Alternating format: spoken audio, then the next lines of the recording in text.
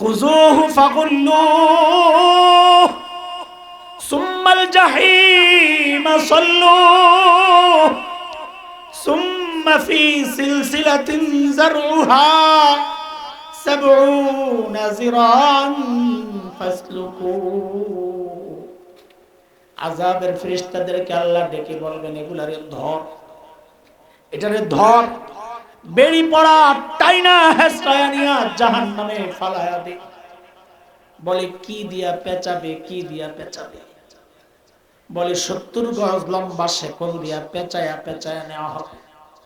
শেকল দিয়া কেমনে পেঁচাবে বন্ধু, কি মনে করেছেন? হাতগুলারে বুঝি বাইন্দা দিব এরকম মনে করেছেন? না।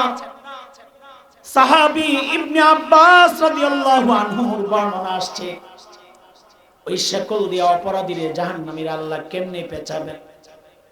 হযরত ইবনে আব্বাস বলেন, শেকলের একটা মাথা নাকের ছিদ্র দিয়ে ঢুকাই,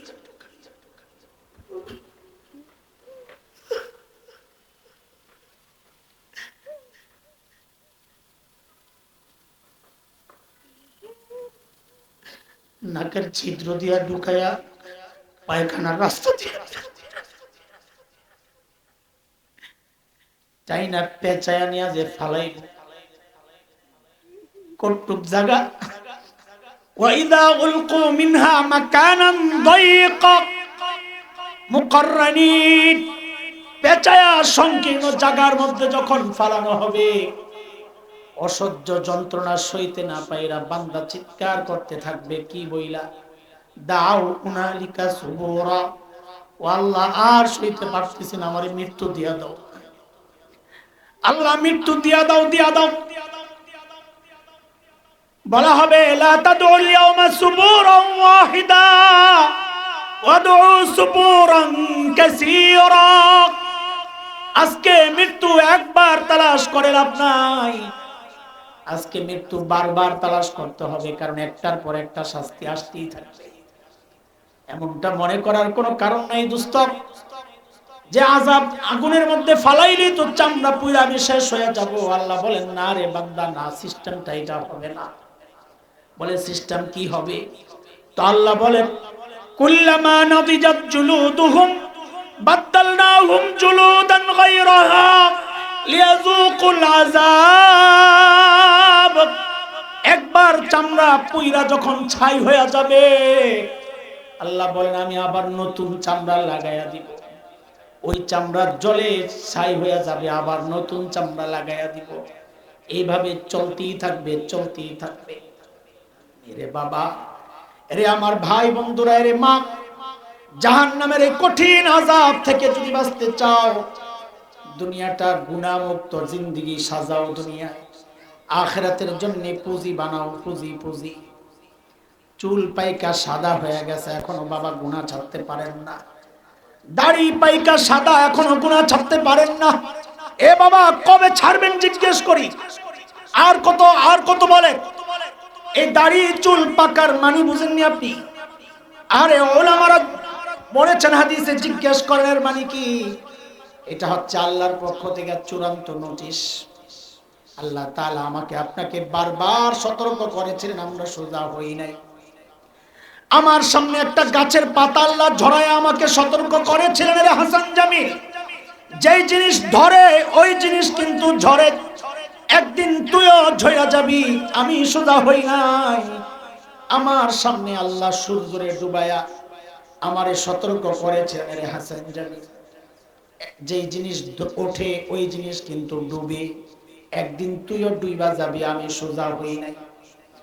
আমার সামনে দিয়ে আমার বাবার লাশটারে আল্লাহ কবরে পাঠাইয়া আমারে সতর্ক করেছেন, রে হাসান জামিল, একদিন তোর সন্তানের সামনে দিয়াও তোর লাশটা কবরে যাবে, আমি কিন্তু সোজা হই নাই। আমার সামনে দিয়া আমার মায়ের লাশটারে আল্লাহ কবরে পাঠাইছেন, আমি দাঁড়ায়া দাঁড়ায়া কান্না করতেছিলাম। আমার রব আমারে সতর্ক করেছে, হাসান জামিল, একদিন তোর সন্তানের সামনে দিয়াও তোর লাশটা যখন কবরে যাবে, তোর বাচ্চাগুলা আব্বু আব্বু বলে চিৎকার করতে,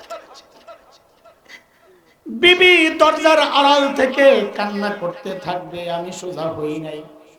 এরে বাবাই চুল পাকা, দাড়ি সাদা, এর মানে হচ্ছে রবের পক্ষ থেকে একটা চূড়ান্ত নোটিশ আয়া পড়ছে। চুল দাড়ি পাকা মানে শরীরের একটা অংশের মৃত্যু শুরু হয়ে গেছে, মৃত্যু শুরু হয়ে গেছে। যে কোনো মুহূর্তে মালাকুল মউত আল্লাহর হুকুম পাইলেই খাপ করে ধইরা টান দিয়া রূহটা বের করে লয়ে যাইব। এরে যুবক, তুমি কিন্তু এমনটা মনে করো না, আমার তো চুল পাকে নাই, দাড়ি পাকে নাই, আমার হাতে এখনো অনেক সময় আছে। না রে বাপ, না না না, কখনকার মৃত্যু চলে আসে কে জানে।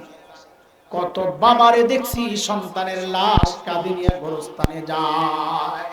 আরে কে জানে এই মজলিসও আমি সহ, আমি সহ, আমি সহ এই মজলিসও এমন কেউ থাকতে পারে যার খবর নাই, সে বসে আছে এখানে কিন্তু তার কাফনের কাপড়টা চলে আসছে দোকান, যে কোনো মুহূর্তে বাড়ি থেকে রওনা দিবে। কোন ভরসায় চলতেছে এই কাহিনী? কোন ভরসায়, কোন পুঁজির ভরসায় এমন নিশ্চিন্ত জীবন যাপন করছে? আরে হাসি তামাশা করার কথা তো ছিল তাদের যারা জান্নাতের গ্যারান্টি পেয়েছে। হ্যাঁ, কান্না তো করার কথা আমার, আমার মতো জালিমের, আমার মতো জালিমের। যারা জান্নাতের গ্যারান্টি পাইছে তারা কেঁদেছেন আর আমরা হাসতেছি। কে কোন জায়গা থেকে কোন গ্যারান্টি পাইছে যে মৃত্যুর যন্ত্রণা হবে না? কে গ্যারান্টি দিছে যে কবরের আযাব হবে না? কে গ্যারান্টি দিছে যে জাহান্নামের আযাব থেকে বাঁচা যাবে? কোন গ্যারান্টি পায় এই হাসি তামাশায় লইয়া আছে? কোন গ্যারান্টির কারণে হাত থেকে তাসবিহ পড়ে গেছে, তিলাওয়াত ছুটে গেছে, মোবাইল এসে গেছে, ফেসবুক ইউটিউব চলতেছে? কোন গ্যারান্টি পায়া এই কাজগুলো করতেছে বলেন আমাকে? এই জন্য বলি যুবক, সময় নষ্ট করো, সময় নষ্ট করো, সময় কাজে লাগাও, না হয় আল্লাহর আদালতে দাঁড়াতে হবে। সময় কাজে লাগাও। আমাদের বুজুর্গদের কথা লিখে রাখার মতো কথা, এগুলা সুন্দর সুন্দর বাণী, এগুলা লিখে রাখার মতো কথা। আমার বাণী না, বড়দের কথা। সময় নষ্ট করা এটা মৃত্যুর চেয়েও মারাত্মক। কি বললাম? সময় নষ্ট করা, বলেন বলেন বলেন, সময় নষ্ট করা। কে হুকুম করবেন? আল্লাহ তাআলা কি হুকুম করবেন? খুযুহু ফাগুল্লুহু সুম্মাল জাহিমা সাল্লুহু সুম্মা ফি সিলসিলাতিন যারউহা সাবউনা যিরান ফাসলুকু। আযাবের ফেরেশতাদেরকে আল্লাহ ডেকে বলবেন, এগুলারে ধর, এটারে ধর, বেড়ি পড়া টাইনা হেসকায়া নিয়া জাহান্নামে ফালায়া দে। বলে কি দিয়া পেঁচাবে, কি দিয়া পেঁচাবে? বলে 70 গজ লম্বা শেকল দিয়া পেঁচায়া পেঁচায়া নেওয়া হবে। শেকল দিয়া কেমনে পেঁচাবে বন্ধু? কি মনে করেছেন হাতগুলারে বুঝি বাইন্দা দিব এরকম মনে করেছেন? না। সাহাবী ইবনে আব্বাস রাদিয়াল্লাহু আনহুর বর্ণনা আসছে, ওই শেকল দিয়া অপরাধীরে জাহান্নামীর আল্লাহ কেমনে পেঁচাবেন? হযরত ইবনে আব্বাস বলেন, শেকলের একটা মাথা নাকের ছিদ্র দিয়ে ঢুকায়,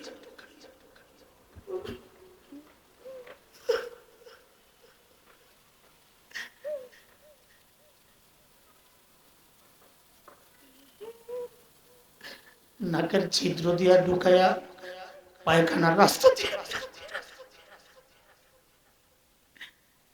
চাই না পেঁচায়া নিয়া যে ফালাই কটুক জায়গা। ওয়াইদা উলকু মিনহা মাকানান দায়ীকা মুকাররানিন, পেঁচায়া সংকীর্ণ জায়গার মধ্যে যখন ফালানো হবে, অসহ্য যন্ত্রণা সইতে না পাইরা বান্দা চিৎকার করতে থাকবে, কি বইলা? দাও উনালিকা সুবুরা, ও আল্লাহ আর সইতে পারতেছি না, আমারে মৃত্যু দিয়া দাও, আল্লাহ মৃত্যু দিয়া দাও, দিয়া দাও। বলা হবে, লা তাদউল ইয়াওমা সুবুরান ওয়াহিদা ওয়াদউ সুবুরান কাসীরা। আজকে মৃত্যু একবার তালাশ করে লাভ নাই, আজকে মৃত্যু বারবার তালাশ করতে হবে, কারণ একটার পর একটা শাস্তি আসতেই থাকবে। এমনটা মনে করার কোনো কারণ নাই দোস্ত, যে আযাব আগুনের মধ্যে ফালাইলেই তো চামড়া পুড়ে আমি শেষ হয়ে যাব। আল্লাহ বলেন না রে বান্দা, না, সিস্টেমটা এটা হবে না। বলে সিস্টেম কি হবে? তো আল্লাহ বলেন কুল্লামা নাদিজাত জুলুদুহুম বাদদালনাহুম জুলুদান গায়রাহা লিয়াযুকুল আযাব। একবার চামড়া পুইরা যখন ছাই হয়ে যাবে, আল্লাহ বলেন আমি আবার নতুন চামড়া লাগাইয়া দিব। ওই চামড়া জলে ছাই হয়ে যাবে, আবার নতুন চামড়া লাগাইয়া দিব। এইভাবে চলতেই থাকবে, চলতেই থাকবে। এরে বাবা, এরে আমার ভাই বন্ধুরা, এরে মা, জাহান্নামের এই কঠিন আযাব থেকে যদি বাঁচতে চাও, দুনিয়াটা গুনাহমুক্ত জিন্দেগি সাজাও দুনিয়ায়, আখিরাতের জন্য পুঁজি বানাও, পুঁজি পুঁজি। চুল পাইকা সাদা হয়ে গেছে, এখনো বাবা গুনাহ ছাড়তে পারেন না। দাড়ি পাইকা সাদা, এখনো গুনাহ ছাড়তে পারেন না। এ বাবা কবে ছাড়বেন জিজ্ঞেস করি? আর কত, আর কত বলে? এই দাড়ি চুল পাকার মানে বুঝেননি আপনি? আরে ওলামারা বলেছেন হাদিসে, জিজ্ঞেস করেন এর মানে কি? এটা হচ্ছে আল্লাহর পক্ষ থেকে চূড়ান্ত নোটিশ। আল্লাহ তাআলা আমাকে আপনাকে বারবার সতর্ক করেছিলেন, আমরা সোজা হই নাই। আমার সামনে একটা গাছের পাতা আল্লাহ ঝরায় আমাকে সতর্ক করেছিলেন, রে হাসান জামিল, যেই জিনিস ধরে ওই জিনিস কিন্তু ঝরে, একদিন তুইও ঝরা যাবি, আমি সোজা হই নাই। আমার সামনে আল্লাহ সূর্যরে ডুবায়া আমারে সতর্ক করেছিলেন, রে হাসান জামিল, যেই জিনিস ওঠে ওই জিনিস কিন্তু ডুবে, একদিন তুইও ডুইবা যাবি, আমি সোজা হই নাই। আমার সামনে দিয়ে আমার বাবার লাশটারে আল্লাহ কবরে পাঠায়া আমারে সতর্ক করেছেন, রে হাসান জামিল, একদিন তোর সন্তানের সামনে দিয়াও তোর লাশটা কবরে যাবে, আমি কিন্তু সোজা হই নাই। আমার সামনে দিয়া আমার মায়ের লাশটারে আল্লাহ কবরে পাঠাইছেন, আমি দাঁড়ায়া দাঁড়ায়া কান্না করতেছিলাম। আমার রব আমারে সতর্ক করেছে, হাসান জামিল, একদিন তোর সন্তানের সামনে দিয়াও তোর লাশটা যখন কবরে যাবে, তোর বাচ্চাগুলা আব্বু আব্বু বলে চিৎকার করতে থাকবে, বিবি দরজার আড়াল থেকে কান্না করতে থাকবে, আমি সোজা হই নাই। এরে বাবাই চুল পাকা, দাড়ি সাদা, এর মানে হচ্ছে রবের পক্ষ থেকে একটা চূড়ান্ত নোটিশ আয়া পড়ছে। চুল দাড়ি পাকা মানে শরীরের একটা অংশের মৃত্যু শুরু হয়ে গেছে, মৃত্যু শুরু হয়ে গেছে। যে কোনো মুহূর্তে মালাকুল মউত আল্লাহর হুকুম পাইলেই খাপ করে ধইরা টান দেয়া রূহটা বের করে লয়ে যাইব। এরে যুবক, তুমি কিন্তু এমনটা মনে করো না, আমার তো চুল পাকে নাই, দাড়ি পাকে নাই, আমার হাতে এখনো অনেক সময় আছে। না রে বাপ, না না না, কখনকার মৃত্যু চলে আসে কে জানে। কত বাবারে দেখছি সন্তানের লাশ কাঁধে নিয়ে গোরস্থানে যায়, আরে কে জানে এই মজলিসও আমি সহ, আমি সহ, আমি সহ এই মজলিসও এমন কেউ থাকতে পারে যার খবর নাই, সে বসে আছে এখানে, কিন্তু তার কাফনের কাপড়টা চলে আসছে দোকান, যে কোনো মুহূর্তে বাড়ি থেকে রওনা দিবে। কোন ভরসায় চলতেছে এই কাহিনী? কোন ভরসায়, কোন পুঁজির ভরসায় এমন নিশ্চিন্ত জীবন যাপন করছে? আরে হাসি তামাশা করার কথা তো ছিল তাদের যারা জান্নাতের গ্যারান্টি পেয়েছে। হ্যাঁ, কান্না তো করার কথা আমার মতো জালিমের, আমার মতো জালিমের। যারা জান্নাতের গ্যারান্টি পাইছে তারা কেঁদেছেন আর আমরা হাসতেছি। কে কোন জায়গা থেকে কোন গ্যারান্টি পাইছে যে মৃত্যুর যন্ত্রণা হবে না? কে গ্যারান্টি দিছে যে কবরের আযাব হবে না? কে গ্যারান্টি দিছে যে জাহান্নামের আযাব থেকে বাঁচা যাবে? কোন গ্যারান্টি পায় এই হাসি তামাশায় নিয়ে যাচ্ছে? কোন গ্যারান্টির কারণে হাত থেকে তাসবিহ পড়ে গেছে, তিলাওয়াত ছুটে গেছে, মোবাইল এসে গেছে, ফেসবুক ইউটিউব চলতেছে? কোন গ্যারান্টি পায়া এই কাজগুলো করতেছে বলেন আমাকে? এই জন্য বলি যুবক, সময় নষ্ট করো, সময় নষ্ট করো, সময় কাজে লাগে, না হয় আল্লাহর আদালতে দাঁড়াতে হবে। সময় কাজে লাগে, আমাদের বুজুর্গদের কথা লিখে রাখার মতো কথা, এগুলা সুন্দর সুন্দর বাণী, এগুলা লিখে রাখার মতো কথা। আমার বাণী না, বড়দের কথা। সময় নষ্ট করা এটা মৃত্যুর চেয়েও মারাত্মক। কি বললাম? সময় নষ্ট করা, বলেন বলেন বলেন, সময় নষ্ট করা কি জানে? এইরকম বলার মতো মানুষও আছে এই জমিনে। ভূমিকম্প আসবে না কেন? খবরদার, আল্লাহ যাদেরকে মাফ করেছেন তাদেরকে নিয়ে কথা বলা এটা নিজের কলবের নষ্ট কলবের প্রমাণ ছাড়া কিছু না। সাহাবীদের সমালোচনা যারা করে, সাহাবীদের দোষ যারা তালাশ করে, অথবা এমন লিখনি তৈরি করে যেই লিখনি পড়ে অটোমেটিক কেউ সাহাবী বিদ্বেষী হয়ে যায়, আল্লাহর কসম খায়া বলি, দুনিয়ার মানুষের কাছে তুমি মহা পণ্ডিত হইতে পারো, অনেক বড় আল্লামা হইতে পারো, কিন্তু হক্কানি উলামায়ে রাব্বানির কাছে তুমি আল্লামা নও, তুমি নষ্ট, তুমি ভ্রষ্ট, তুমি গোমরা, তুমি পথভ্রষ্ট। আল্লাহ যাদেরকে মাফ করেছেন তুমি কথা বলো। তো বলেন আমাদের আমলকে কাদের সাথে মিলাইতে হবে? একটু তাড়াতাড়ি কাদের সাথে মিলাবো? তো ইনশাআল্লাহ। বলে হুজুর কষ্ট করে যদি মিল্লা যায় তো আল্লাহ কি দিবেন আগে এটা শুইনা লই, তো এর পোষাইবো কিনা চেষ্টাটা করুন, যদি পোষাল লাগবে না বলেন।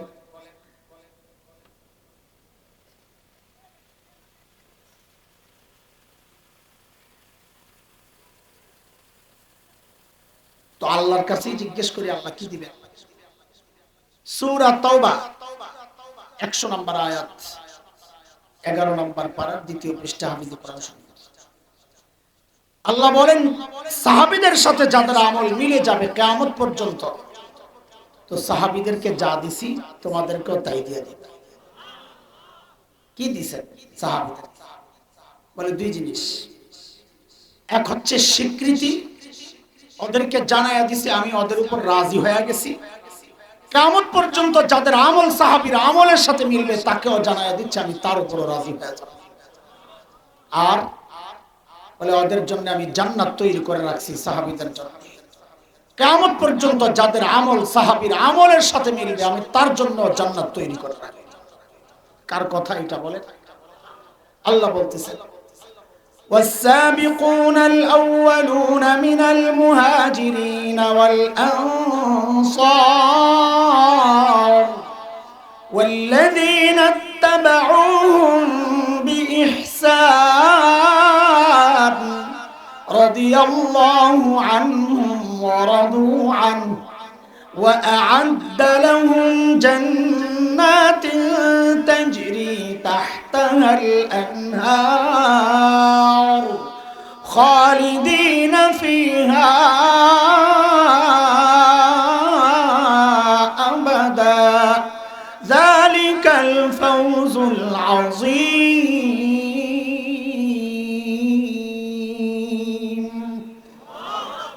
বলেন ঠিক করে বলেন আমাদের আমল কাদের সাথে মিলাবে? দোস্ত মিলবে না, মিলবে না, আমল মিলবে না। কেন মিলবে না? আর কেন মিলবে না? দেখতে মিলবে না, কোয়ালিটিতে মিলবে না, সওয়াবের দিক থেকে কোয়ালিটিতে মিলবে না। কেন দেখতে মিলবে না? কেন? কারণ আমাকে আপনাকে সেজদা শিখাইছেন আমাদের উস্তাদ, আমাদের বাবা মা, আর সাহাবীকে সেজদা শিখাইছেন মুহাম্মদুর রাসূলুল্লাহ। মিলবে কোত্থেকে? সওয়াবের দিক থেকেও মিলবে না, কোনোদিন মিলবে না। কেন? আমার আপনার তাকওয়ার কোনো গ্যারান্টি নেই, আর সাহাবীর তাকওয়ার গ্যারান্টি দিবেন কে? আল্লাহ সূরা তালাকের এক জায়গায় বলেন ওমাইয়াত্তাকিল্লাহ ইউকাফির আনহু সাইয়্যাতিহি ওয়া ইউযিম লাহু আজরা। যে মুত্তাকি তাকওয়ার বরকতে আমি তার অতীতের গুনাহও maaf করব, আর নগদে যে আমল করবে এই আমলের রেট দামও বাড়ায়। সাহাবীর তাকওয়ার যেহেতু গ্যারান্টি আছে, সাহাবীর প্রত্যেকটা আমলের সওয়াব অবশ্যই আমাদের চেয়ে বেশি। কেন? যার তাকওয়া আছে তার আমলের রেট বাড়ায় দেওয়ার ওয়াদা আল্লাহ করেছেন। কাজে আমলের সওয়াবের দিক থেকে মিলবে না। তো এতক্ষণ কি বুঝাইলেন? প্রশ্ন আসবে আপনাদের, এতক্ষণ কি বুঝাইলেন? মিলানোর কথা। হ্যাঁ, মিলবে না। আমাদের বলার বিষয়টা হচ্ছে কাছাকাছি যাওয়ার চেষ্টা করা। বড়দের কথা, দুনিয়ার জিন্দেগিতে সাহাবীর যত কাছাকাছি পৌঁছা যাবে, হাসরেও সাহাবীর তত কাছাকাছি ওঠা যাবে। হিসাব সোজা। প্রশ্ন হচ্ছে সাহাবীদের সাথে যে আমল মিলাবো, সাহাবীরা আমাদের থেকে আসেন কত দূরে, ধরবো যে দৌড়টা কোন স্পিডে দিব, এটা তো জানা দরকার। পার্থক্য কি? দেখেন হাজারো পার্থক্য আছে সাহাবীদের সাথে আমাদের। আমি ছোট্ট একটা মৌলিক পার্থক্য বইলা আগাবো। ছোটবেলায় আমরা লেখাপড়া করছি, খেলাধুলাও একটু একটু করছি। মুরব্বী দিছেন না আছে তো ভাই, খেলছেন না? নিচে কথা বলবেন। আরে ভাই যখন খেলছি তখন তো কি লেখছে, শেখ হাসান জামিল। সুবহানাল্লাহ। যখন খেলছি তখন তো আর শেখ হাসান জামিল ছিলাম না, তখন তো ছিলাম হাসান না। কি ছিলাম? হাসান নাই। খেললে কি সমস্যা? কিন্তু লেখাপড়াও করছি আমি। আমার ক্লাসে সব সময় ফার্স্ট হয়েছে, আমার সময়ের সেরা ছাত্র। এখনকার বাচ্চারাও লেখাপড়া করে, খেলাধুলাও করে। পার্থক্য কি? আমাদের সাথে কোনো পার্থক্য আছে না? নাই? কি? মৌলিক একটা ছোট্ট পার্থক্য আছে। আমরা করেছি লেখাপড়া, ফাঁক পাইলে একটু খেলছি। আর এখনকার বাচ্চারা চায় সারাদিন মোবাইল টিপবে, খেলবে, ফাঁক পাইলে পড়বে। ঠিক সাহাবীদের সাথে আমাদের মৌলিক পার্থক্যের একটা জায়গা। সাহাবায়ে কেরাম আখিরাতের কাজ করতেন, দুনিয়ার কাজ বুঝি করেন নাই? ওট বকরি চড়ান নাই? খেজুর বাগানের পরিচর্যা করেন নাই? ব্যবসা বাণিজ্য করেন নাই? করেছেন। আখিরাতের কাজও করেছেন, দুনিয়ার কাজও করেছেন। আমরাও দুনিয়ার কাজ করি, আখিরাতের কাজও করছি। এই যে কাজ করতেছি আখিরাতের। পার্থক্য কি?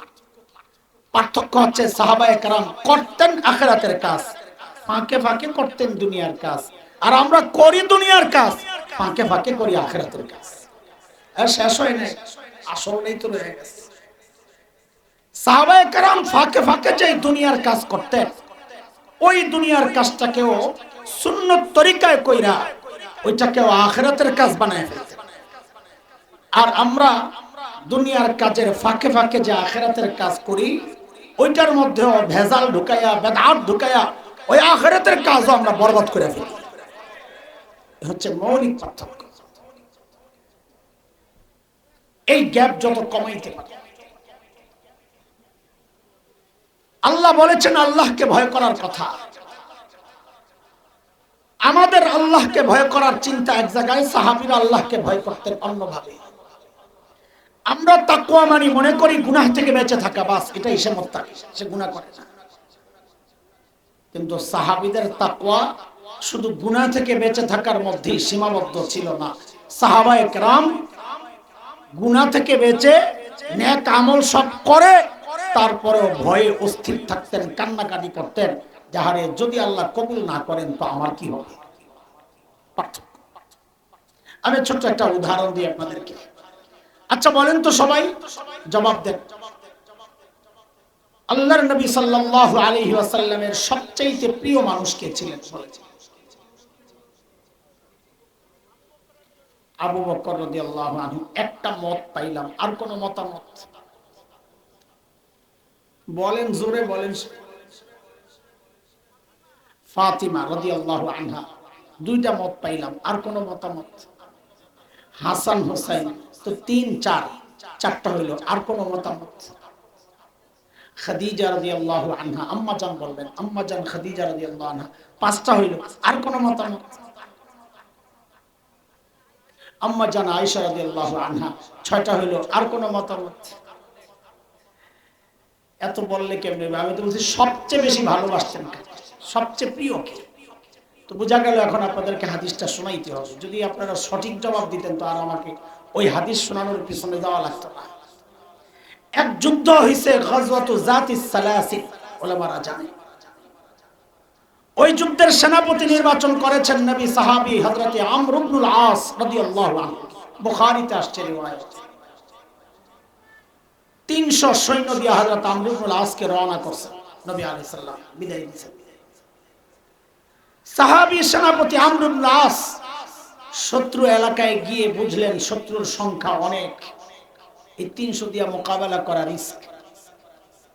আবার মদিনায় খবর পাঠাইছেন আমাদের আরো কিছু সৈন্য দরকার। তখন নবীজি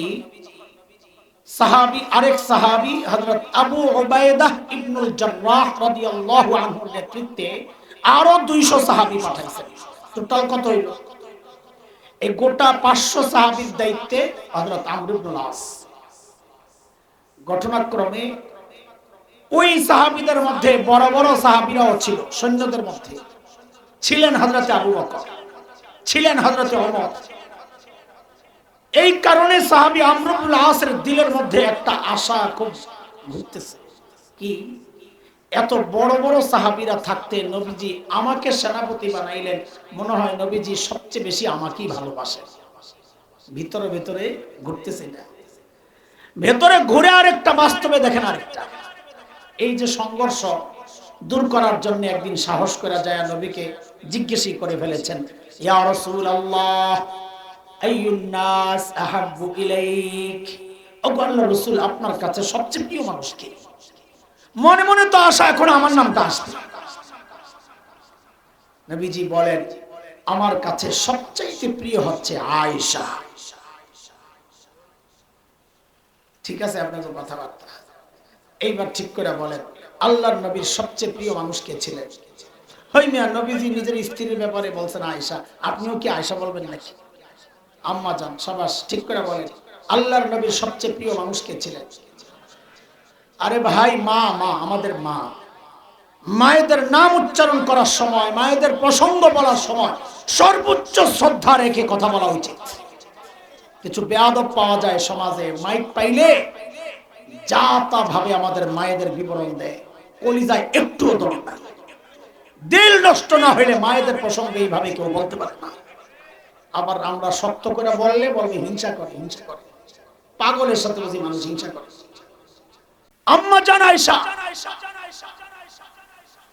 বরং আমি তো বলি যেহেতু সূরা আহজাবে আসছে ওয়া আজওয়াজুহু উম্মাহাতুহুম, নবীজির বিবিরা আমাদের মা। কোরআনের কথা, যেহেতু এটা কোরআনের কথা, আপনি যতবার আম্মা জান বলবেন ততবার কোরআনের উপর আমল হচ্ছে, সওয়াব হবে। কোরআনে আসছে। এবার ঠিক করে বলেন আল্লাহর নবীর সবচাইতে প্রিয় কে? সাহাবী তো একটা ধাক্কা খাইছেন, কিরে কি আশা করলাম, এখন কি শুনলাম।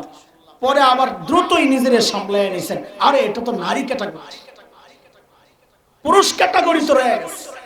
ঠিক এই প্রশ্নটাই করেছেন, ইয়া রাসূলুল্লাহ মিনার রিজাল, ছেলেদের মধ্যে সবচেয়ে প্রিয় কে? এইবার তো আশা আমার নাম ডাইতেছে। নবীজি বলেন আবুহা, ছেলেদের মধ্যে সবচেয়ে প্রিয় আয়েশার বাবা আবু বকর। খাইছেন নি আরেকটা ধাক্কা, খাইয়া আবার নিজে নিজে সামলাইছেন নিজেরই, যাহারি আবু বকর তো এক্সট্রা, এই বেটার সাথে কারো তুলনা হয় না, খামাখা এটা আফসোস করে লাভ নাই, ও মিয়ার সাথে পারবো না। এরপরের জায়গাটাও যদি পাওয়া যায়। সাহাবী আবার জিজ্ঞেস করলেন, ইয়া রাসূলুল্লাহ সুম্মা মান, এরপর আপনার কাছে সবচেয়ে প্রিয় কে? নবীজি বলেন ওমর। এবার তো খাইছে ভালো একটা ধাক্কা। থাক, এরপরের সিরিয়ালও যদি পাওয়া যায়। সুম্মা মান, হাদিসে দুইজনের নাম তিনজনের নাম আসছে, এরপরে খালি আরো অনেকের নাম উচ্চারিত হয়েছে। সাহাবী বলেন, ভাইরে ভাই, আমি চুপ হয়ে গেছি। কেন? বলে ফাসাকাততু মাখাফাতা আইয়াজআলানি ফি আখিরিহি, আমার ডরে লেগে গেছে, আল্লাহ রে আল্লাহ, আমার নাম যেমনি আসতেছে না, না জানি যাইতে যাইতে সবার শেষে চলে যায় কিনা, তার চেয়ে চুপচাপ থাকি, মাঝামাঝি থাকার একটা সম্ভাবনা তৈরি। আমি চুপ হয়ে গেছি, আর ডরে আর জিজ্ঞেস করি না, সব আশা শেষ। এইবার ঠিক করে বলেন তো আল্লাহর নবীর সবচেয়ে প্রিয় মানুষকে? আরো জোরে। এই ছিল আমার মায়ের দুনিয়ার মর্যাদা। উপরে আল্লাহর কাছে এর জন্য আরেকটা হাদিস শোনে, ওইটাও বুখারী সহ হাদিসের প্রায় কিতাবে আসছে। এক যুদ্ধ ছিল গজওয়াতুল মুরাইসিয়া, যার আরেক নাম বনুল মুস্তালিক। ওই যুদ্ধ থেকে ফেরার সময় নবী রাতে এক জায়গায় তাবু গাছছেন বিশ্রাম নিলেন। শেষ রাতে নবীজি ডেকে বললেন, প্রস্তুত হও, আমরা রওনা দিব।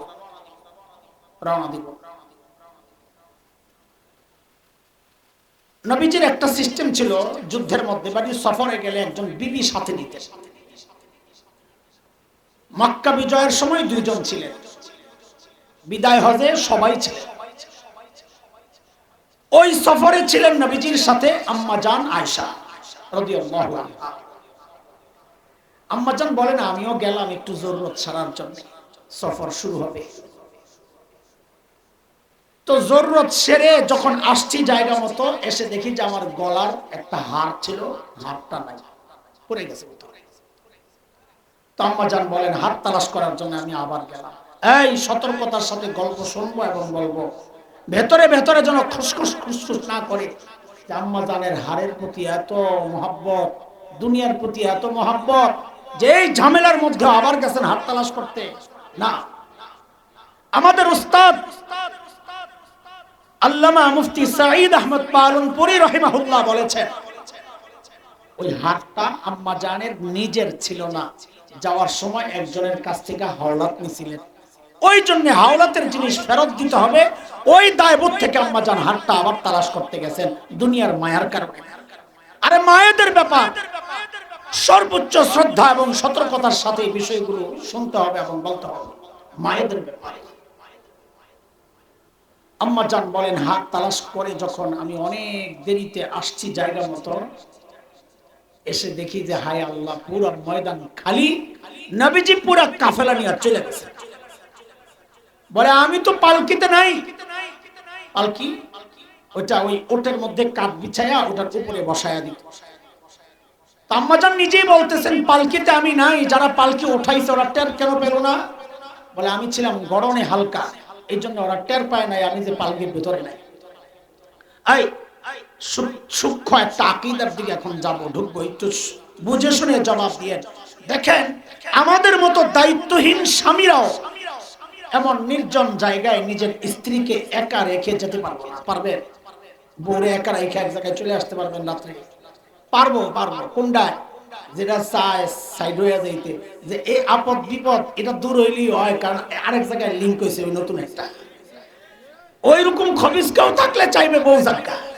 কিন্তু সুস্থ মানুষ, বউয়ের সাথে সুসম্পর্ক আছে যার, সে দায়িত্বহীন হলেও এমন নির্জন জায়গায় বউকে একা রেখে যেতে পারে না। এইবার বলেন তো নবীজি জানতেন কিনা যে আম্মা জান পালকির ভেতরে নাই? এটা একটু বুঝে শুনে জবাব দিয়ে, কারণ যদি বলেন হ্যাঁ জানতেন, তো নবীজির উপর এক ভয়ঙ্কর অভিযোগ আসে যে দায়িত্বহীন স্বামী, নাউজুবিল্লাহ, যে স্ত্রীকে একা রেখে চলে গেছেন। এটা মাথায় রেখে জবাব দিয়ে, নবীজি জানতেন কিনা পালকির ভেতরে আম্মা জান নাই? বলেন, জবাব দেন, সবাই জবাব। জানতেন না জানতেন? আরো জোরে বলেন, আওয়াজ করে বলেন, আওয়াজ করে বলেন, জানতেন না জানতেন না? হ্যাঁ, আমরাও বিশ্বাস করি নবীজি জানতেন না। তো এই কথাটাই তো উলামায়ে কেরাম বলে। আপনারা আবার ওনাদেরকে ওয়াহাবি টোহাবি বইলা গালি কেন দেন যে নবীজি গায়েব জানতেন না? নবীজি যদি গায়েব জানতেন, নবীজি এটাও জানতেন আম্মা জান পালকিতে নাই। কি বোঝা গেল? নবীজি গায়েব জানতেন না জানতেন না? একটু চিৎকার করে বলেন তো, গায়েব শুধু জানেন কে? আল্লাহ বলেন সূরা আরাফ আয়াত 188 188, 9 নম্বর পারা, হাফিজ কোরআন শরীফের 14 নম্বর পৃষ্ঠার প্রথম লাইন, প্রথম আয়াত। রব্বে কারীম বলেন কুল লা আমলিকু লিনাফসি নাফআন ওয়ালা দাররা ইল্লা মা শাআ আল্লাহ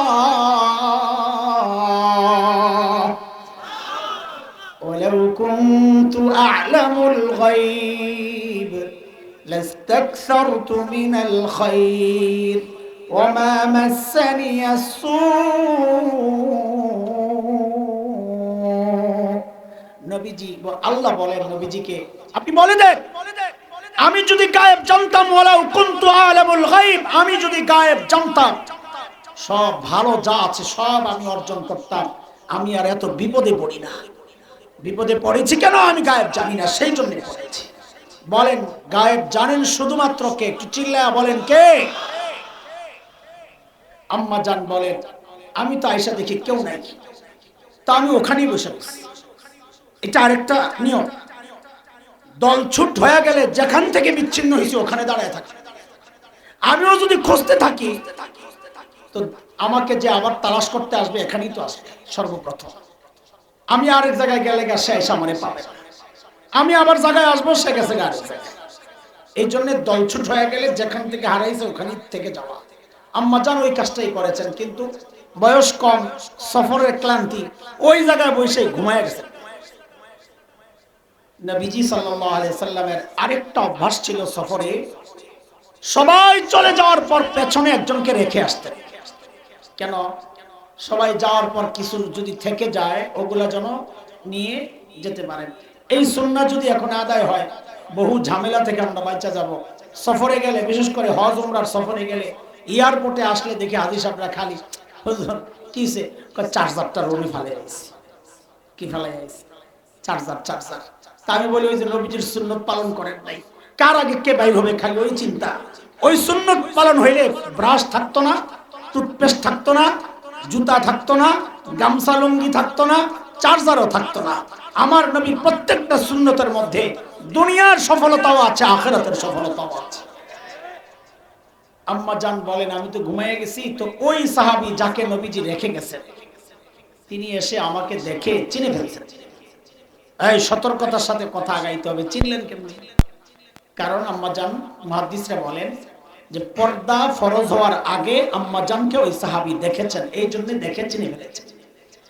কিচ্ছু বলেন নাই, শুধু উঁচু আওয়াজ একটা কথাই বলেছেন, ইন্না লিল্লাহি ওয়া ইন্না ইলাইহি রাজিউন। বাস এই কথা বলে নিজের বাহনটা আনছেন, আইনা বসাইছেন। আম্মা জান বাহনে উঠছেন, সাহাবী ধরে ধরে নিজে পায়ে হেঁটে নবীজি যেখানে যায় আবার তাবু গাড়ছেন মদিনার আগে, ওখানে যায় মিলিত হয়েছে। ওই দিক দিয়ে আলো ফর্সা হওয়ার পর যখন জানা গেল আম্মা জান পালকির ভেতরে নাই, গোটা সমাজে পুরা ছড়ায় গেছে, হায় হায় আম্মা জান গেল নাই। তো নাই নাই নাই নাই। মুনাফিক শয়তানগুলো এই সুযোগে, নাউজুবিল্লাহ পড়েন, আবার বলেন নাউজুবিল্লাহ, আবার বলেন নাউজুবিল্লাহ। মুনাফিকরা এই সুযোগে বাজে একটা খবর ছড়াইয়া দিছে, কি? যে আম্মা জান যে নাই, যেই সাহাবীকে নবী পেছনে রেখে আসছেন, নাউজুবিল্লাহ, ওই সাহাবীর সাথে আম্মা জানের একটা অবৈধ সম্পর্ক ছিল। হায় হায়, মুনাফিকদের সাথে কিছু দুর্বল মুসলমানও জড়ায় গেছে। কবি হাসান ইবনে সাবিত, দেখবেন আলেমদের ব্যাপারে মিডিয়া যখন খুব উৎপাত শুরু করে, আমাদের মধ্য থেকেও কেউ কেউ সাথে সাথে তাল দেয়, না বুঝে। কথা বলেন না? ঠিক আছে না? সাহাবীদের মধ্যে কবি হাসান ইবনে সাবিত না বুঝা জড়ায় গেছে। হযরত আবু বকরের অনুগ্রহ প্রাপ্ত এক সম্পর্কের ভাগিনা মিস্তাহ বদরি সাহাবী জড়ায় গেছে। নবীজির এক শালিকা হামনাহ বিনতে জাহাশ, আম্মা জান যায়েনব বিনতে জাহাশের বোন জড়ায় গেছে। মুহাদ্দিসরা বলেন এখানে একটা স্বার্থ ছিল জড়ানোর মধ্যে, যে আম্মা জান ছিলেন সবচেয়ে যোগ্য, এরপরেই ছিলেন যায়েনব বিনতে জাহাশের অবস্থা। যদি আম্মা জানরে সরানো যায়, নিজের বোন আয়া পড়বে এক নম্বরে। বোনের মায়ায় জড়াইছে না বুঝা। এক মাস পর্যন্ত গোটা মদিনায়, টক অফ দ্য টাউন, এইটাই আলোচনা হচ্ছে, এইটাই মুনাফিকরা শয়তানরা এমন ভাবে ইন্ধন দিচ্ছে। আব্দুল্লাহ ইবনে উবাই ইবনে সালুল মজমা জমাইতো, মজমা, নিজে কিচ্ছু বলতো না, শয়তান, কত বড় শয়তান। মজমা জমায়া কি বলতো জানেন? এই কি জানি একটা শুনতাছি, তোমরা কিছু জানো নি, নিজে বলে না, মাইকে মতো খবিস। এরকম সুযোগ সন্ধানী শয়তানও আছে, বিপদের সময় বোঝা যায় কে কদ্দুর মহাব্বত করে। আল্লাহ, আম্মা জান জানেন না কিচ্ছুই, এক মাস চলে গেছে। জানেন না কেন? কারণ টাচ মোবাইল ছিল না, ফেসবুক ছিল না, ঘরে বয়া বয়া চালায় না, চালাইলে না দেখতো যে আমার বিরুদ্ধে এমন একটা প্রোপাগান্ডা চলতেছে। আল্লাহ বাঁচাইছে। এক মাস পরে জেনেছেন আম্মা জান কোন এক ঘাট, ওই উম্মে মিস্তার মাকে নিয়ে টয়লেটে গেছিলেন। মিস্তার মা আসার খাইয়া পইরা মিস্তারে বকাবকি শুরু করছে যে তোর কারণে আজকে আমারই বিপদ। তা আম্মা জান নিষেধ করছেন, এই মিস্তার বদনি সাহাবী, ওকে বকাঝকা করবা না। তুমি জানো নি কি করছে, এই কামে জড়াইছে। এই মাত্র আম্মা জান জেনেছেন যে এমন একটা প্রোপাগান্ডা বাইরে চলতেছে। এই পর্যন্ত আম্মা জান জানেন না, এক মাস চলে গেছে। আম্মাজান বলেন শুধু এতটুকু অনুভব করছি নবীর একটু মন খারাপ, অন্য সময়ে যে হাসি আমার সাথে যেভাবে কথা বলা এটা একটু কেমন কেমন লাগতেছিল আমার, কিন্তু বুঝতে পারতেছিলাম না কারণ। নবীজির কাছে বললাম আমাকে বাবার বাড়ি যাওয়ার অনুমতি দেন। বলে যাও। গেলাম, গিয়ে বাবা আবু বকর মা উম্মে রোমান রাদিয়াল্লাহু আনহুমাকে জিজ্ঞেস করলাম আপনারা কি জানেন? তো তিনি তো আবু বকর, আমাদের মতো বাবা তো না। আমরা হইলে বলতাম মারে তুই কোনো কথা কইস না, লাগলে তোরে লয়া মুহেন থেকে, টেনশন করিস না, তোর জামাইও কিছু কয় না, হ্যাঁ তো কইব, হ্যাঁ জানে না। কিন্তু তিনি তো আবু বকর, যেখানে নবীর মুখ বন্ধ সেখানে আবু বকর কেমনে কথা কয়? আল্লাহু আকবার। আব্দুর রহমান আবু বকরের সন্তান, বদরের যুদ্ধে আসছিলেন মুসলমানদের বিরুদ্ধে যুদ্ধ করার জন্য। ইসলাম কবুল করার পর একদিন বলতেছে আব্বা আপনারে কিন্তু পায়ে গেছিলাম আমি জায়গা মতো, চাইলে কল্লাটা ফালাই যেতে পারতাম, মায়া লাগছে আমি আরেক দিকে গেছি। সাইয়েদনা আবু বকর বলেন তুই তো আমারে ছাড়ছস, আমি যদি তোরে পাইতাম তোরে ছাড়তাম না। কারণ আমি নিজের ব্যক্তিগত যে মায়া মহাব্বত এটাকে কোরবানি দিয়েই তো আবু বকর হয়েছে। আম্মাজান বলেন আমার এত কষ্ট, 3 দিন আম্মাজান শুধু কেঁদেছেন চোখের পানি শুকায়। এর মধ্যে নবীজি আসছেন, নবীজির কথায় আম্মাজানের কলিজাটা একদম চুরমার হয়ে গেছে। নবীজি বলেন কি আয়েশা ভুল করলে তওবা করো। কেমন লাগে? ভুল করলে তওবা করো। আম্মাজান কষ্টে যে কথাটা বলেছেন সেটা হচ্ছে আমি যদি এখন মিথ্যা বলি যাহা আমি করছি তা আপনারা বিশ্বাস করেন, আর যদি সত্য বলি কিছু করি নাই তো বিশ্বাস করেন। আপনাদের সাথে আমার কথা বলার দরকার, আমার জন্য আমার আল্লাহই যথেষ্ট। চুপচাপ। এর মধ্যেই দেখেন যে নবীজির উপর ওহী নাযিল হইতেছে। ওহী নাযিল হলে বোঝা যেত, চেহারা লাল হয়ে যেত, রগগুলো ফুলে যেত, চোখ লাল হয়ে যেত, ওয়াইন্না জাবিনাহু লা ইয়াতাফাসসাদু আরাকা, কপাল ঘেমে একদম ভিজে যেত, খরখর আওয়াজ হতো। নবীদের উপর ওহী আসতেছে, সবাই চুপচাপ অপেক্ষা। ওহী নাযিল হওয়া শেষ, নবীজির ঠোঁটে মুস্কি হাসি। কেন? যে আম্মা জান পবিত্র, আম্মা জানের পবিত্রতার সাক্ষী দিয়ে আল্লাহ তাআলা একটা দুইটা তিনটা চারটা পাঁচটা নয় কুরআন আল কারীমের 10টা আয়াত নাযিল করেছে। আমার মায়ের মূল্য আল্লাহর কাছে। এর মধ্যে একটা আয়াত বড় কঠিন, সাহাবীদেরকে আল্লাহ নিয়মিত ধমকাইতেছেন। কি বইলা?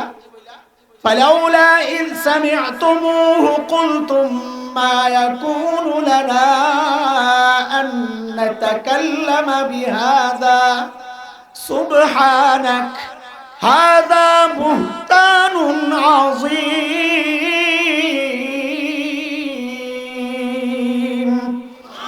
আল্লাহ ধমকাইতেছেন, এই যখন এই কথাগুলো তোমরা শুনলা কেন বললা না এই বিষয়ে আমাদের কথা বলা উচিত না?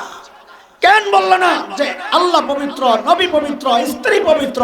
আরে কেন বললা না এই প্রপাগান্ডা, ভয়ঙ্কর মারাত্মক অপবাদ, এই কথাগুলো কেন বললা না? আল্লাহ কাদেরকে ধমকাইতেছেন? কথা বলে কার পক্ষ নিয়ে? আম্মা জান আয়েশার পক্ষ নিছেন কে? বলেন, জোরে বলেন, আম্মা জান আয়েশার পক্ষ নিছেন কে?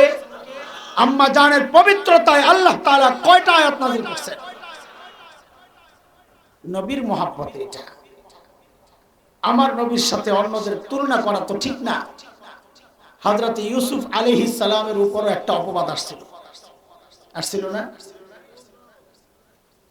তখন আর সরাসরি এইভাবে ওহী আসে নাই, একটা পিচ্চিরে দিয়ে আল্লাহ সাক্ষী বানাইছেন নবী ইউসুফের পক্ষে। হ্যাঁ, থাক, আমি আর ওদিকে আগাচ্ছি না, ভুল বুঝাবুঝি হইতে পারে, অন্য নবীর তাচ্ছিল্য না হয়ে যায় আমার বলার দুর্বলতার কারণে, বুঝার দুর্বলতার কারণে। এটা আমি অফ রাখলাম কথা।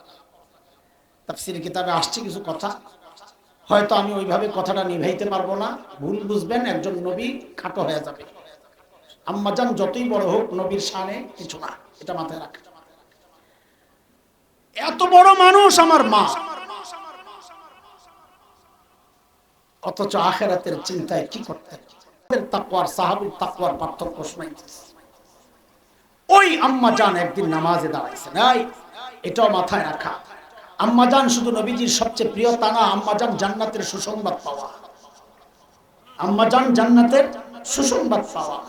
সেই আম্মাজান একদিন তাহাজ্জুদে দাঁড়াইছেন, নামাজ তিলাওয়াত করতে করতে আয়াত একটা চলে আসছে, কি وَبَدَا لَهُم مِّنَ اللَّهِ مَا لَمْ يَكُونُوا يَحْتَسِبُونَ। এই আয়াত পড়তেছেন আম্মাজান আর কাঁদতেছেন, নামাজের মধ্যে কাঁদতেছেন।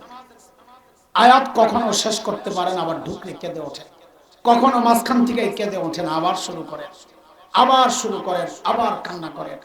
কান্না করতে করতে রাত শেষ হয়ে যাচ্ছে, নামাজও শেষ করতে পারছেন না, আয়াতও শেষ করতে পারছেন। কি আছে আয়াতে? আছে কি আয়াতে আম্মাজান এইভাবে কান্না করতেছে? ভাইরে, আমি তো হাফেজ, কত শতবার এই আয়াত যে আমার সামনে দিয়ে গেছে আর আসছে, কোনো ভাবান্তর হয় নাই। কিন্তু এই গল্প পড়ার পর এই আয়াত দেখলে হন্ডল লাগে। কাহিনী কি আছে আয়াত? ও যুবক, দিলের কান লাগায় একটু শোনো বাবা, শোনেন কি আছে আয়াত।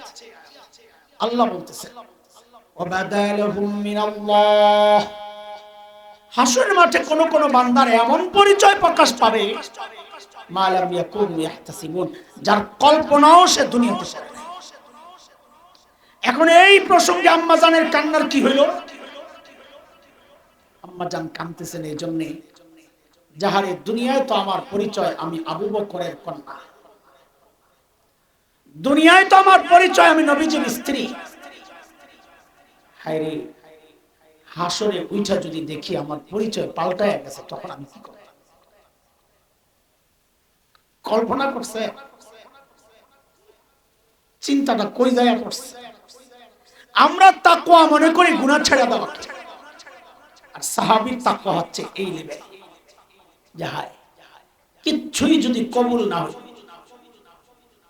কোনদিন কি ভেবেছে আল্লাহর আদালতে সামনে দিয়ে যাওয়ার সময় যদি আমাকে ডেকে বলা হয়, আমাকে উদ্দেশ্য করে যদি আল্লাহর পক্ষ থেকে বলা হয়, কোরআনে আসছে বলবেনই তো এরকম, কিন্তু সেটা যদি আমি হয়ে যাই, কি ওয়াকিফুহুম ইন্নাহুম মাসউলুন, ওরে থামা, ওকে ধর, আটকা, ওকে জিজ্ঞেস করতে হবে ওর হায়াত কেমনে কাটাইছে, ওর যৌবন কেমনে কাটাইছে। হ্যাঁ, ও কামাইছে কি, খরচ করছে কি, যা জানছে আমল করছে কি, ওকে জিজ্ঞেস করতে হবে। ভাই, নিজের হালত তো নিজেদের জানা। আমি আমাকেই বলতেছি, শুরুতেই বলছি, আমি আমার জন্যই বলতেছি, হয়তো আপনারা এরকম না, তাই কেউ কিছু মনে করার কারণ নাই। আমি আমার নিজেকেই বলতেছি, প্যাকেট যদি খোলা হয় তত দুর্গন্ধ বের হয়, আর ওই দুর্গন্ধ বড় ভয়ঙ্কর। ওই দুর্গন্ধ বের হওয়ার সাথে সাথে দ্বিতীয় ফরমানটা চলে আসবে, সূরা ইয়াসিনে যেটা আসছে, আল্লাহর পক্ষ থেকে তখন ডাক আসবে, ওয়ামতাজুল ইয়াওম আইয়ুহাল মুজরিমুন, এ অপরাধী, দুনিয়ায় আমার নেককার বান্দাদের সাথে বসেছ, চলেছ, খেয়েছ, আমি কিচ্ছু বলি নাই। নেককার বান্দাদের সাথে ওঠা বসা করছো, আমি কিচ্ছু বলি নাই। আজকে এই কিয়ামতের মাঠে আমার নেককার বান্দাদের সাথে তোমার কোনো জায়গা নাই, তুমি আলাদা হয়ে যাও, আলাদা হয়ে যাও। আযাবের ফেরেশতাদেরকে হুকুম করবেন আল্লাহ তাআলা, কি হুকুম করবেন? খুযুহু ফাগুল্লুহু সুম্মাল জাহিমা সাল্লুহু সুম্মা ফি সিলসিলাতিন যারউহা 70 যিরান ফাসলুকু। আযাবের ফেরেশতাদেরকে আল্লাহ ডেকে বলবেন, এগুলারে ধর, এটারে ধর, বেড়ি পড়া টাইনা হেসরায়া নিয়া জাহান্নামে ফালায়া দে। বলে কি দিয়া পেঁচাবে, কি দিয়া পেঁচাবে? বলে 70 গজ লম্বা শেকল দিয়া পেঁচায়া পেঁচায়া নেওয়া হবে। শেকল দিয়া কেমনে পেঁচাবে বন্ধু, কি মনে করেছেন? হাতগুলারে বুঝি বাইন্দা দিব এরকম মনে করেছেন? না, সাহাবী ইবনে আব্বাস রাদিয়াল্লাহু আনহুর বর্ণনা আসছে, ওই শেকল দিয়ে অপরাধীরে জাহান্নামীরা আল্লাহ কেমনে পেঁচাবেন। হযরত ইবনে আব্বাস বলেন, শেকলের একটা মাথা নাকের ছিদ্র দিয়ে ঢুকায়।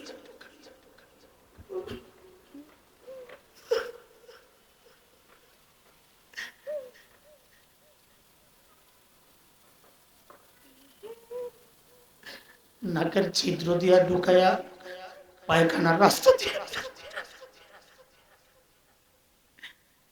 চাই না পেঁচায়া নিয়ে যে ফালাই কটুক জায়গা। ওয়াইদা উলকু মিনহা মাকানান দায়ীকা মুকাররানিন, পেঁচায়া সংকীর্ণ জায়গার মধ্যে যখন ফালানো হবে, অসহ্য যন্ত্রণা সইতে না পাইরা বান্দা চিৎকার করতে থাকবে, কি বইলা, দাও হুনালিকা সুবুরা, ও আল্লাহ আর সইতে পারতেছি না, আমারে মৃত্যু দিয়া দাও, আল্লাহ মৃত্যু দিয়া দাও, দিয়া দাও। বলা হবে, লা তাদউল ইয়াওমা সুবুরান ওয়াহিদা ওয়াদউ সুবুরান কাসীরা, আজকে মৃত্যু একবার তালাশ করে লাভ নাই, আজকে মৃত্যু বারবার তালাশ করতে হবে, কারণ একটার পর একটা শাস্তি আসতেই থাকবে। এমনটা মনে করার কোনো কারণ নাই দোস্ত, যে আযাব আগুনের মধ্যে ফালাইলি তো চামড়া পুড়ে আমি শেষ হয়ে যাব। আল্লাহ বলেন, না রে বান্দা, না, সিস্টেমটা এটা হবে না। বলে সিস্টেম কি হবে?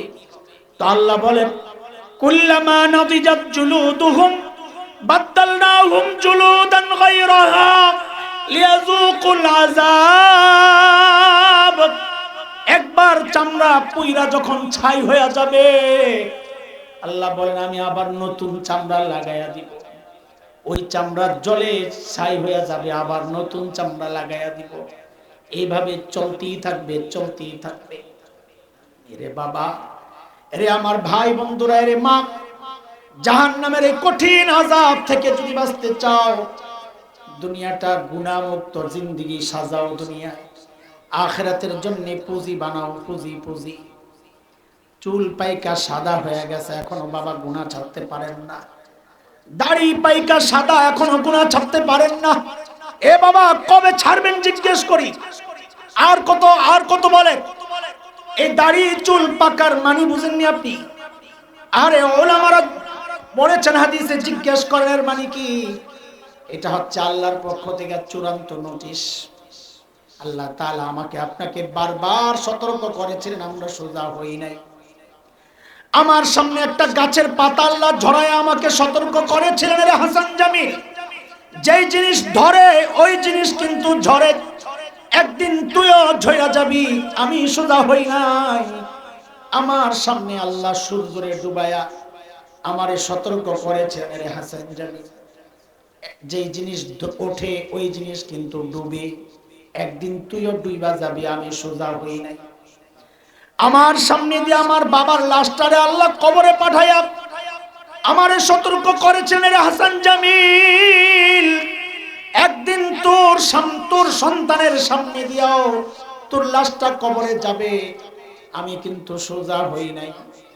আমার সামনে দিয়া আমার মায়ের লাশটারে আল্লাহ কবরে পাঠাইছেন, আমি দাঁড়ায়া দাঁড়ায়া কান্না করতেছিলাম। আমার রব আমারে সতর্ক করেছে, হাসান জামিল, একদিন তোর সন্তানের সামনে দিয়াও তোর লাশটা যখন কবরে যাবে, তোর বাচ্চাগুলা আব্বু আব্বু বলে চিৎকার করতে থাকবে, বিবি দরজার আড়াল থেকে কান্না করতে থাকবে, আমি সোজা হই নাই। এরে বাবাই, চুল পাকা, দাড়ি সাদা, এর মানে হচ্ছে রবের পক্ষ থেকে একটা চূড়ান্ত নোটিশ আয়া পড়ছে। চুল দাড়ি পাকা মানে শরীরের একটা অংশের মৃত্যু শুরু হয়ে গেছে, মৃত্যু শুরু হয়ে গেছে। যে কোনো মুহূর্তে মালাকুল মউত আল্লাহর হুকুম পাইলেই খাপ করে ধইরা টান দেয়া রূহটা বের করে লয়ে যাইব। এরে যুবক, তুমি কিন্তু এমনটা মনে করো না, আমার তো চুল পাকে নাই, দাড়ি পাকে নাই, আমার হাতে এখনো অনেক সময় আছে। না রে বাপ, না না না, কখনকার মৃত্যু চলে আসে কে জানে। কত বাবারে দেখছি সন্তানের লাশ কাঁধে নিয়ে গোরস্থানে যায়, আরে কে জানে এই মজলিসও আমি সহ এই মজলিসও এমন কেউ থাকতে পারে যার খবর নাই, সে বসে আছে এখানে কিন্তু তার কাফনের কাপড়টা চলে আসছে দোকান, যে কোনো মুহূর্তে বাড়ি থেকে রওনা দিবে। কোন ভরসায় চলতেছে এই কাহিনী? কোন ভরসায়, কোন পুঁজির ভরসায় এমন নিশ্চিন্ত জীবন যাপন করছে? আরে হাসি তামাশা করার কথা তো ছিল তাদের যারা জান্নাতের গ্যারান্টি পেয়েছে। হ্যাঁ, কান্না তো করার কথা আমার মতো জালিমের, আমার মতো জালিমের যারা জান্নাতের গ্যারান্টি পাইছে তারা কেঁদেছেন আর আমরা হাসতেছি। কে কোন জায়গা থেকে কোন গ্যারান্টি পাইছে যে মৃত্যুর যন্ত্রণা হবে না? কে গ্যারান্টি দিছে যে কবরের আযাব হবে না? কে গ্যারান্টি দিছে যে জাহান্নামের আযাব থেকে বাঁচা যাবে? কোন গ্যারান্টি পায় এই হাসি তামাশায় নিয়ে যাচ্ছে? কোন গ্যারান্টির কারণে হাত থেকে তসবিহ পড়ে গেছে, তিলাওয়াত ছুটে গেছে, মোবাইল এসে গেছে, ফেসবুক ইউটিউব চলতেছে? কোন গ্যারান্টি পায়া এই কাজগুলো করতেছে বলেন আমাকে? এই জন্য বলি যুবক, সময় নষ্ট করো, সময় নষ্ট করো, সময় কাজে লাগে, না হয় আল্লাহর আদালতে দাঁড়াতে হবে। সময় কাজে লাগে। আমাদের বুজুর্গদের কথা লিখে রাখার মতো কথা, এগুলা সুন্দর সুন্দর বাণী, এগুলা লিখে রাখার মতো কথা। আমার বাণী না, বড়দের কথা। সময় নষ্ট করা এটা মৃত্যুর চেয়েও মারাত্মক। কি বললাম? সময় নষ্ট করা, বলেন বলেন বলেন, সময় নষ্ট করা